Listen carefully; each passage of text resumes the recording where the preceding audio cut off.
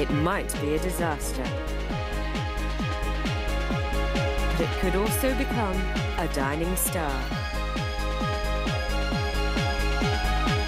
Michael Winner's Dining Stars, Thursday night at 10:05.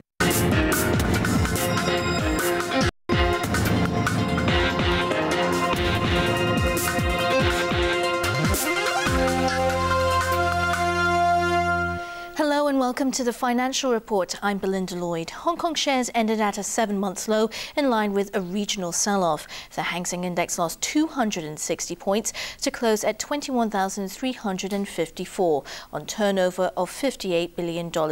That's the lowest close the benchmark index has seen since last November. Property stocks were also hard hit due to concerns that the government will introduce more measures to cool Hong Kong's property market in the near future. Now let's have a look at some of today's most active stocks.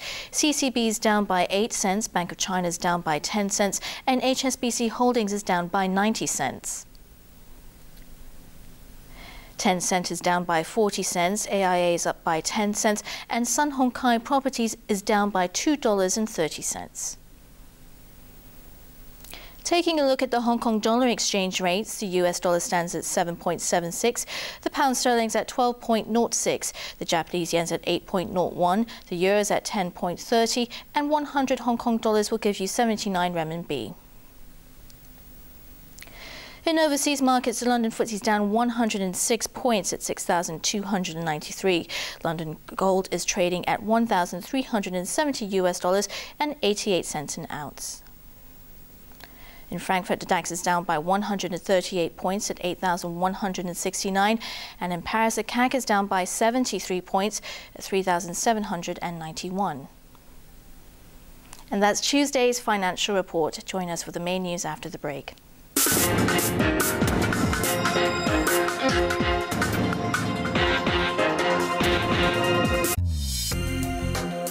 Coming up, main news and weather report.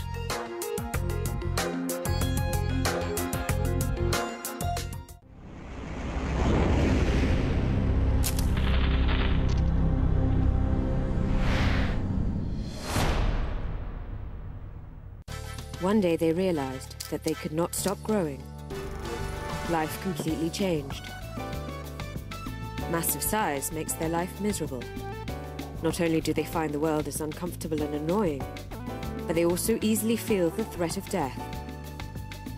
Life is always full of ups and downs, but they still believe miracles do happen. Documentary World, Our Lives, Turning into Giant, tonight at 9. Your eyes are bigger than your stomach. You're a big waster. Hey, you can't finish why you order so much, man. Leftovers, such a waste. Yo, so many dishes. Who's gonna finish them? All this food in the rubbish bin. What a waste. Don't waste. Don't waste. Bye. All the food expires and bye. It's all thrown away.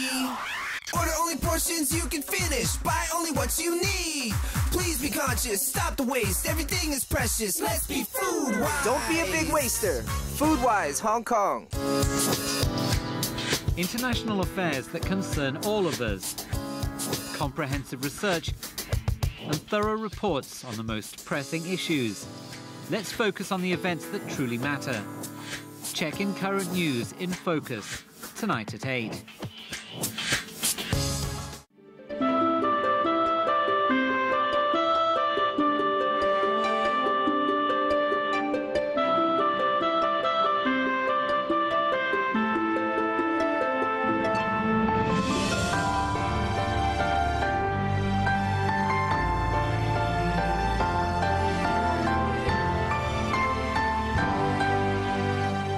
塞上江南，神奇宁夏。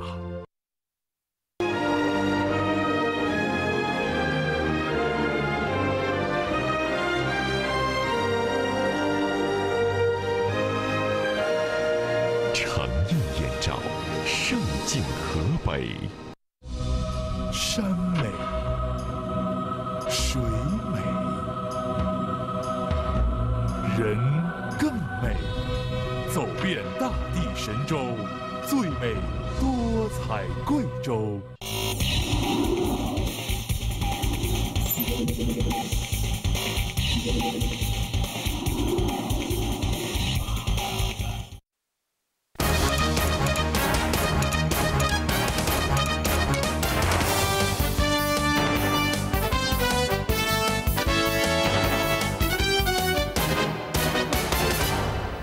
Good evening. You're watching the main news on ATV. I'm Edna Zhe. And I'm Belinda Lloyd. Here are tonight's top stories.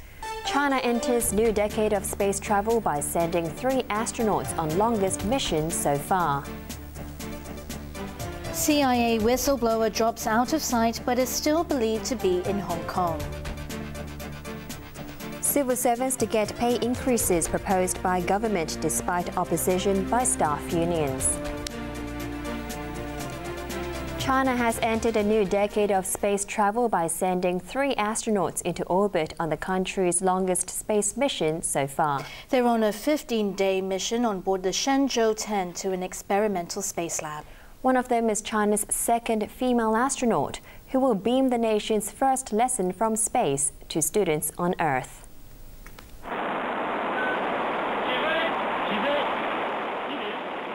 An upgraded Long March 2F rocket carrying the Shenzhou-10 took off from the Jiaoquan Launch Center in northwest China on schedule at 5:38 this afternoon. About 2 minutes after liftoff, the tower separated from the top of the rocket.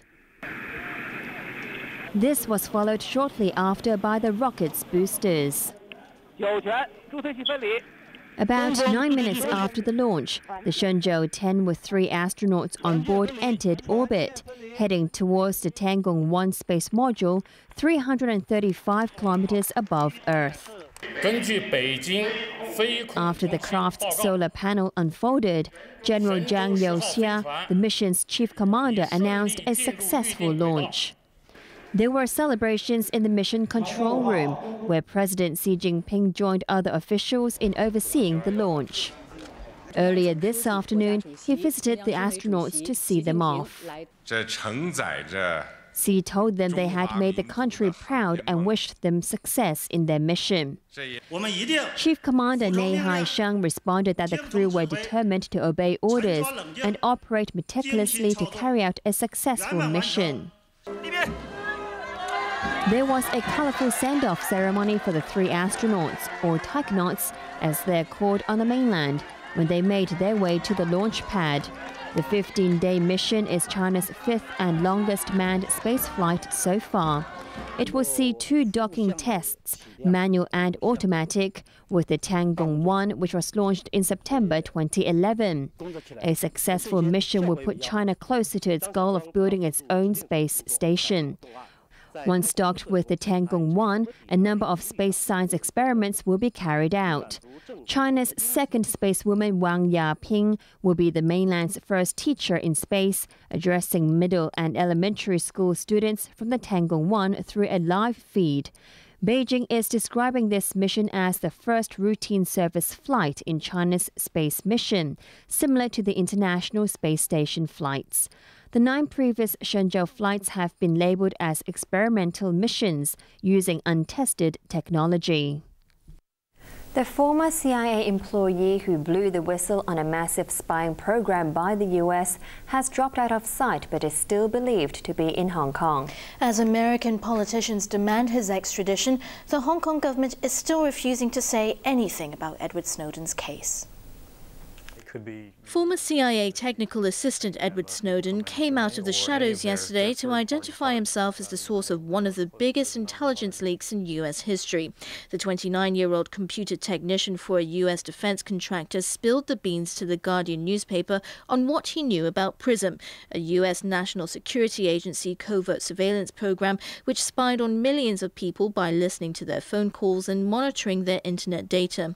Snowden chose Hong Kong as his base to blow the lid on the scandal, hoping he might be able to resist U.S. prosecution attempts here. That's despite the fact that Hong Kong and the U.S. are parties to an extradition treaty. But he checked out of the Mirror Hotel in Tsim Sha Tsui yesterday afternoon, hours after revealing his identity to the world.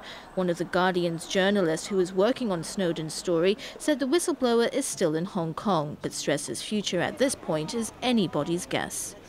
I'd imagine there's now going to be a real sort of legal battle between sort of Washington and Beijing and civil rights groups and others as to his future. He would like to seek asylum in a friendly country. I don't know whether that's possible or not. While Snowden's whereabouts remain a mystery, the US has switched to damage control mode following his explosive leaks. The White House deflected questions about him, but insisted President Barack Obama has struck an appropriate balance between security and privacy. There is obviously an investigation underway into this matter. And for that reason, I am not going to be able to discuss specifically this individual or this investigation. The fact that upon coming into office, he assessed and his team assessed programs that existed and in some cases enhanced oversight. And he believes that with the oversight that exists and the implementation of the programs as they are implemented, that the balance is appropriately struck. In Congress, some lawmakers are demanding Snowden's immediate return to the U.S., while others have raised questions about whether American surveillance practices have gone too far. Former U.S. Ambassador to the UN, John Bolton, also waded into the controversy by telling a Chicago talk radio station that he believes Snowden is guilty of treason because he took an oath not to divulge secrets. Political opinion may be split in the U.S., but the European Union has openly denounced Washington for secretly gathering digital information on its citizens, saying it's unacceptable, illegal and a serious violation of basic rights. As the Obama administration faces a mounting backlash at home and abroad, there's more to come. Glenn Greenwald, another Guardian journalist who broke the PRISM story, promised more significant revelations in coming weeks and months based on Snowden's information. While Americans are divided about what Edward Snowden has done as he hides from his government. While some have denounced him as a traitor, others have hailed him as a hero whose aim is to protect civil liberties. ATV's Emily Sue reports. Dozens of people braved the rain in New York to support Edward Snowden, who shot to international prominence after coming to Hong Kong and leaking classified documents about top-secret U.S. government surveillance programs. Although the rally was small, organizers expect a national groundswell against the government for conducting an electronic operation which they say invades privacy. Everything about your bank records, your phone conversations, your email, your documents, anything that's connected online, they are taking it without any warrant. It's illegitimate, and it is not being done to keep us safe. More than 40,000 people have signed a petition posted on the White House website demanding a pardon for Snowden, who's been hailed as a national hero. The White House will have to respond to the campaign if it garners 100,000 signatures. Former whistleblower Jaslyn Reddick said the government should be going after the National Security Agency for violating the Constitution and not the person who exposed the scandal. Normally, you would go to court and get a probable cause warrant because you think a foreign terrorist may be doing something illegal. And to turn these laws and completely put them on American people, aim them, use them against Americans who have done nothing and are under, they're not under even any kind of suspicion for anything. I think a lot of people feel violated by that, and they should. Another whistleblower, Julian Assange, said he was in